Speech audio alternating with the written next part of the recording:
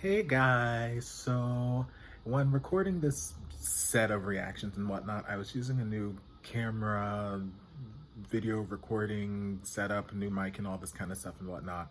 And there were some settings that I'm seeing now that needed to be tweaked and altered and whatnot that I didn't account for. So the actual audio from the episode made it into my recording, and sometimes it's a little bit louder than my actual commentary, and there's really no way for me to edit that because the two things are just one joint file. So just a heads up, sometimes the music gets a little bit loud. I apologize. I'm going to try and turn that down a little bit, but just stay around for the after comments. My general thoughts and stuff are there. But love ya.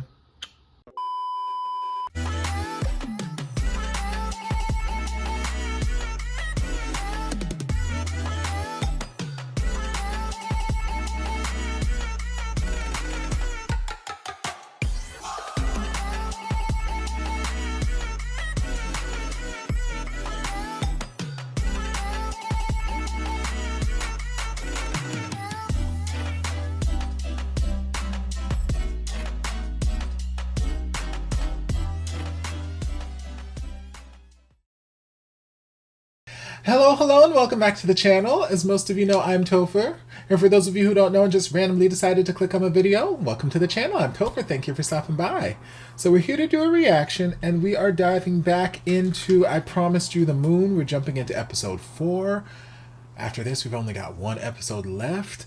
At episode 3, child, so many things were going down, but that last like 15-20 minutes, between Te and Jai, and then watching from the outside, and then Jai talking about, okay, use this, remember this for the play or something, acting like this was just a lesson. And I'm like, y'all, it got so scandalous, scandalo, Lord, praise Jesus. So we just gotta dive in and see where this episode's gonna go. And it's just, like I said, we only got 2 episodes left. Before we dive into this, I've already released my channel update video for September 2021, and there I explained that I'm going to be taking a little bit of a break from YouTube for various reasons that I explained in the video. I don't know how long of a break it's going to be. Maybe it'll just be a week. It might be longer. I don't know. I really just have to wait it out and see. So this will be the last episode that I'm recording before my break, which is unfortunate because there's only 1 episode left, and I hate to leave people just hanging, but it is what it is. So we're going to dive into this and just see where this is going.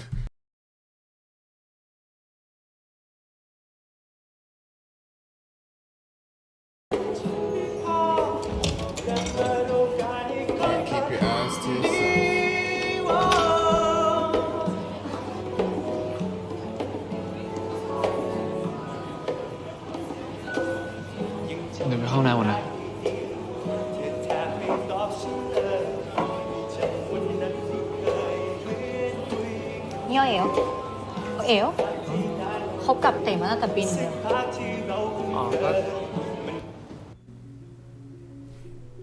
Okay, well that's an interesting place to pause. All right, well while this is paused, I guess we'll chit chat.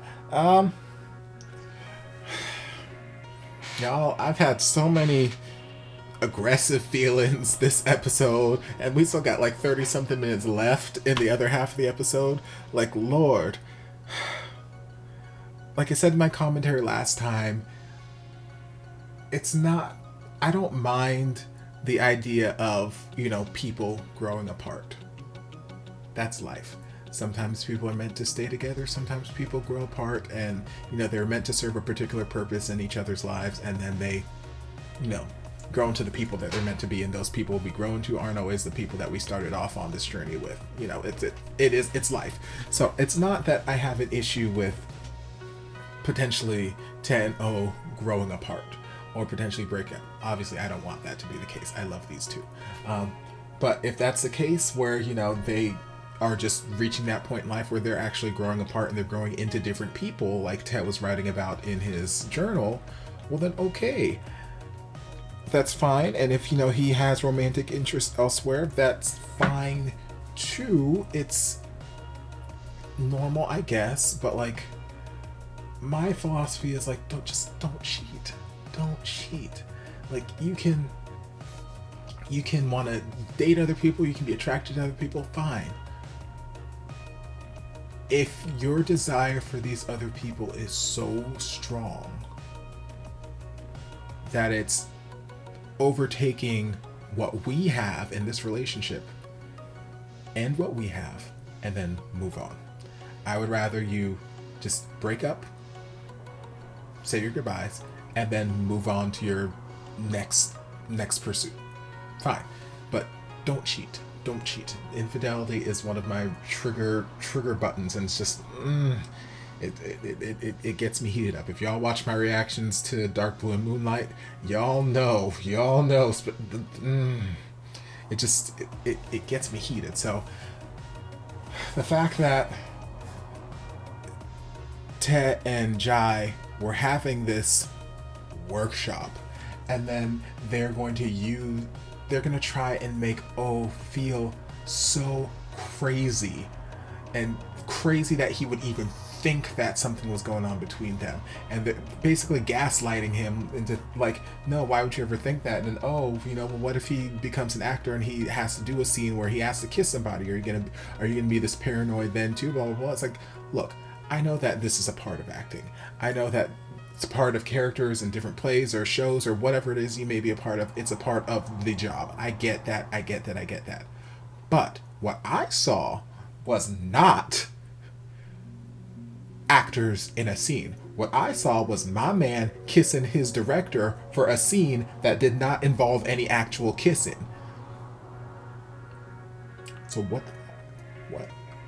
And they kept trying to, turn it back on him, like, oh no, it was just a workshop. It's just a workshop. I don't want you to think blah blah blah blah. It's like, no, do not. I just need people to speak honestly. So when he and Ted were having the conversation in the car, I was like, okay, yes, let's have this conversation. Let's be honest, and let's just get this out in the open. I was so ready for just this. Just get it out. Like, he's already given you all the receipts. I read your logbook. I watched y'all make out. I saw this, that, and the other. The scene y'all were practicing for didn't have any kissing, so there's no reason that y'all actually had to kiss. So just tell me the truth. Tell me, I am begging you, tell me the truth. And then you are going to sit here and lie to my face and then tell. It just frustrates me to no end. It frustrates me, and I'm like, y'all.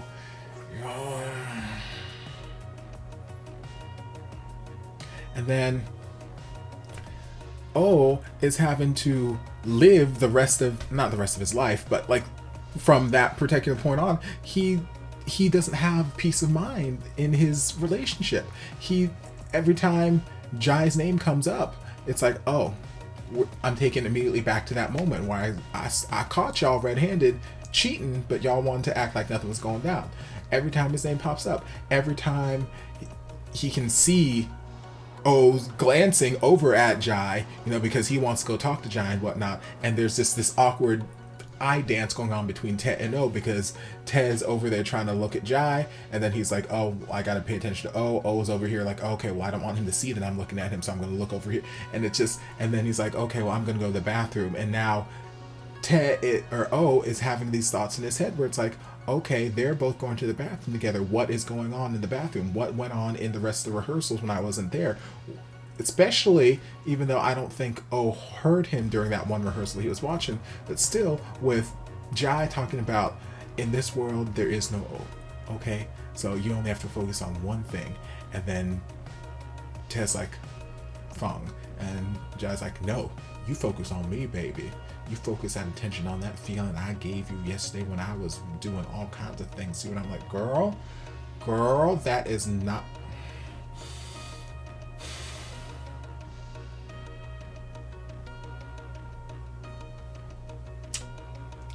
See, and I was sitting here, I was having a conversation with one of my friends earlier on Instagram, so pancakes, and he said he had just finished watching I Told Sunset About You, and it was all emotional roller coaster. I'm like, yes, I'm in the middle of I Promise You the Moon, and I've got a couple episodes left. I absolutely expect to just have my emotions decimated by the end of this, because that's what I Told Sunset About You did to my emotions.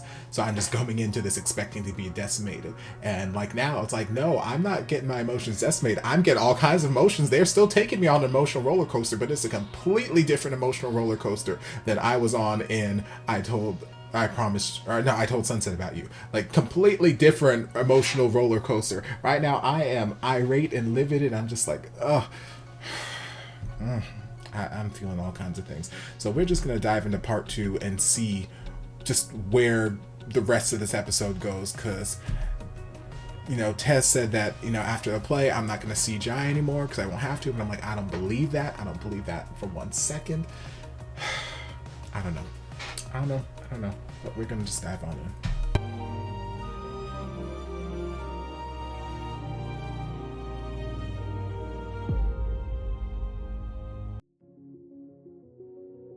Oh, goodness. So many feels. Oh my god. Alright, so let's pick up where we left off. So, Dad went downstairs to talk to Jai, and he and Jai had the whole conversation, and Jai was like, everything I did was just for my show. I made you feel those things about me because I wanted my show to be perfect. Everything I did was for my show. Now, I have mixed feelings about that whole conversation. Part of me wants to believe what Jai was saying, and then it's like, okay, well, Jai, you're a dick. Because if that is really the case, and you felt absolutely nothing for Te, and you were only using him to make sure your show went off fantastically, you're a dick. Dick move, because not only have you gotten Te emotionally invested in you, now you've essentially screwed up his relationship with O. And it's like, all for your stupid play. But then there's the other part of me that feels like Jai actually did feel something, but he's trying to save face, and he's trying not to have Te. He's trying to cut Te's feelings off at the pass so that Ted doesn't fall for him and Ted can maintain his relationship with O. Part of me feels like that's the case, and the other part of me wants to listen to what he's saying. He's like, okay, no, I actually just felt nothing. Either way, it's a shitty situation that he put Ted in. Not to say that Ted didn't walk into the situation of his own accord. Ted's an adult. Ted didn't have to, you know, partake in certain things and whatnot. It was a two-way street, but still. And if that was his approach, he was just trying to seduce him so he would feel these things for his play. It goes back to how the teachers at this school are just terrible examples. I don't know. I have to marinate and let things ponder in my head a little bit while, but because there are certain moments and certain interactions after the fact between Jai and Te where they have these glances, they have these looks, they have this awkward nature between them where, like, it feels like, no, there was something there on Jai's part and he wasn't just saying it. But then he could also just be feeling guilty at the fact that all of this happened, this big breakup happened because of his involvement. I don't know. But either way, that whole that entire first breakup scene at the restaurant was so well done, so well shot, so well executed, so well acted. Like, getting them up there to sing this romantic love song together, it's like, oh, this is so sweet. Oh, I love their voices. And like I was saying, that's probably my favorite time that I've heard PP's voice out of the things that I've listened to from him thus far. His voice just sounded so beautiful on this. But yeah, we set up that nice, beautiful moment. It's like, oh, we're having a nice little romantic moment and, you know, all the cuteness. And then Ted couldn't help himself. He keeps looking at Jai, and then he starts zoning out, and you can see he's on autopilot. He's singing the words, but he's everything's getting far away from him, and all he sees is Jai, and Jai is just looking back at him. And I'm sitting here thinking to myself, girl, you need to bring yourself back to reality, and you need to focus on the task at hand. Like, you got to focus on what's happening here, otherwise, it's going to be fairly obvious. And then as soon as he snapped himself back to reality, realizing that no one else was singing, it was too late. And exactly what I was sitting here thinking to myself is exactly what happened. Oh, was just sitting there staring at him in tears and like, you know what? I can't do this. And then the whole, just the beating of the sunflowers on his shoulder outside. Do you think I'm stupid? And it's just like,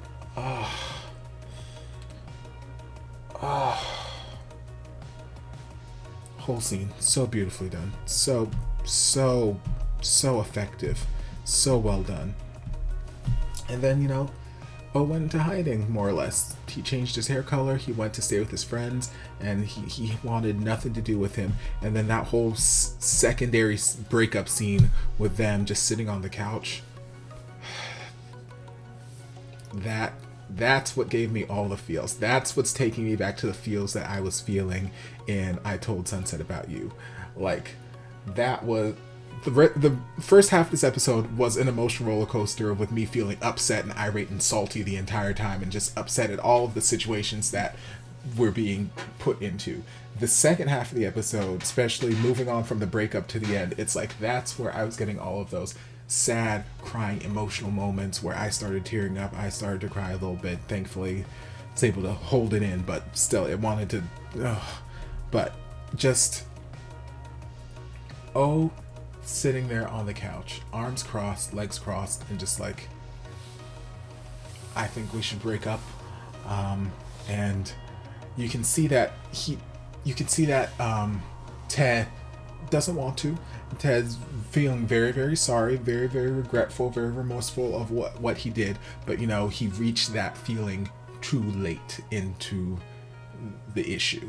Like, I feel like the perfect time for him to reach that sort of remorseful state would have been in the car when gave him the opportunity and was like, hey, just be honest with me. Do you love me? What's going on? Blah blah blah. But no, you decided to go the route of trying to make him think that he's crazy. And now look what happened.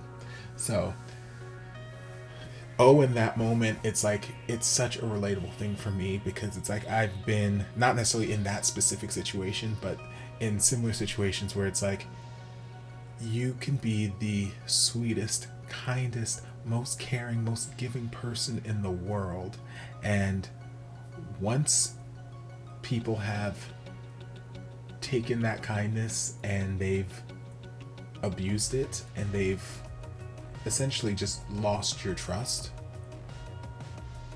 it's done.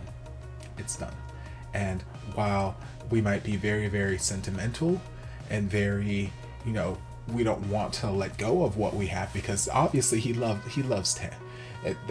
That's been apparent since they were like, he loves him so deeply, and Ted does love him.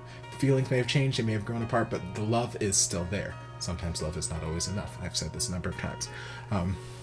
So even though he clearly loves him, he is doing what is best for him in this moment. He's reached that point, that breaking point where it's like, I can no longer stay here and be the normal sweet giving that I've been doing, because that's clearly not what you want. That's not what you want, and I can't sit here and put myself in this situation where I'm gonna keep getting myself hurt, because I'm not what you want. And you do not have the guts to be able to say it and you to my face, and you don't have the guts to be able to end it, like I've been saying throughout the last 2 episodes. Like, don't cheat, end it and move on. Do not cheat. Infidelity is trigger. So him just sitting there, just stone cold, like, I think we should break up, and he's like, Ted's like, I don't want that. And was very honest. He's like, I'm hurting, okay? I'm hurting. And I need you to just have some pity on me and just leave. I don't want to see you. I'm hurting. So then that moment lingered there, and so powerful, so effective. Just Tess sitting there crying and then trying to gain his composure while just staring at O, who is just staring straight ahead, not paying him any attention, just trying to remain strong in the face of, whatever. You show a brave, strong face to the world, and then when you're alone, that's when you break down and cry. Me. All the time.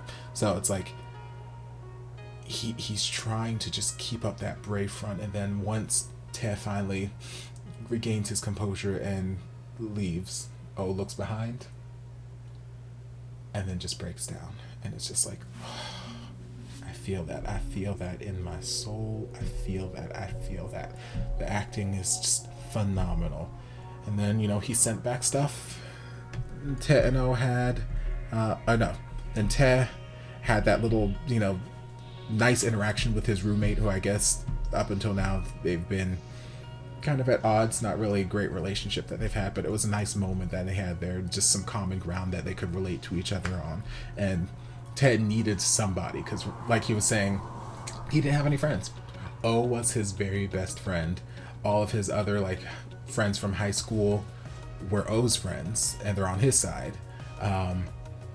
His friends from his university, he's got kind of a strained relationship right now with them, and so he has nobody. So I'm glad that took place.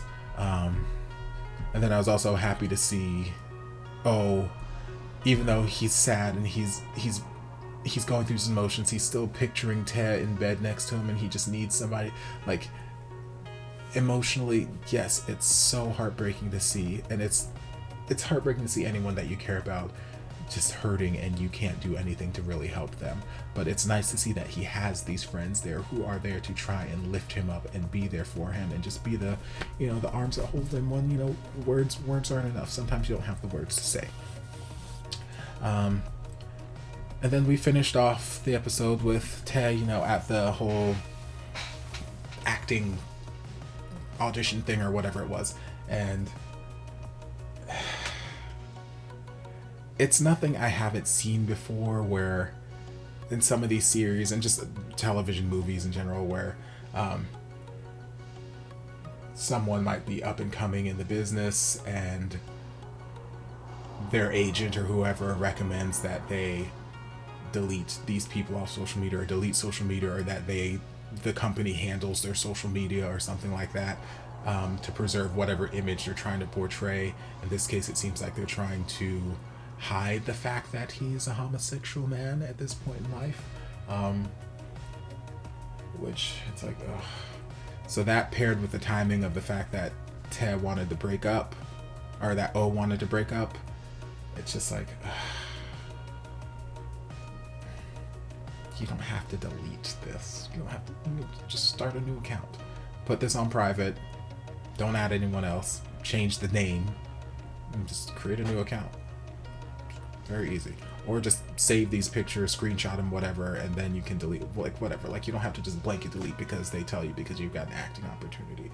It's like, but at the same time, like I've said a dozen times, if Te and O are not meant to be together anymore, I'm fine with the prospect of them breaking up. I hate seeing people get hurt. I hate seeing that this is the way that it has to happen. We've got one episode left, so who knows, maybe they'll come back together, maybe they won't, I don't know. But I hate that this is the route that it had to take in order for them to learn that they're growing apart from one another. But I don't know. Just sad things taking place.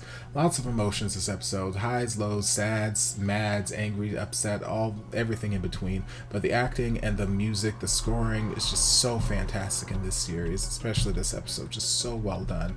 And I don't know. We got one episode left, but like I said at the beginning of this reaction, I'm not quite sure when I'm gonna get to it because of the break that I'm taking. But we'll just have to wait and see. But anyways, hope you guys enjoyed this reaction. If you did, don't forget to like, comment, subscribe, share, turn on notifications so you'll be notified when all my shenanigans get posted.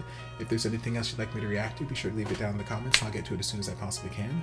If you'd like to support the channel in other ways, you're more than welcome to join us over on Patreon. You don't have to, but you're more than welcome to if you want to. And I'll see you guys in my next video. Love ya. And before you guys go, a shout out to my amazing patrons. I can't begin to express how thankful I am for your support. And if you guys would like to join us over on Patreon, the link is down in the description. Love you guys.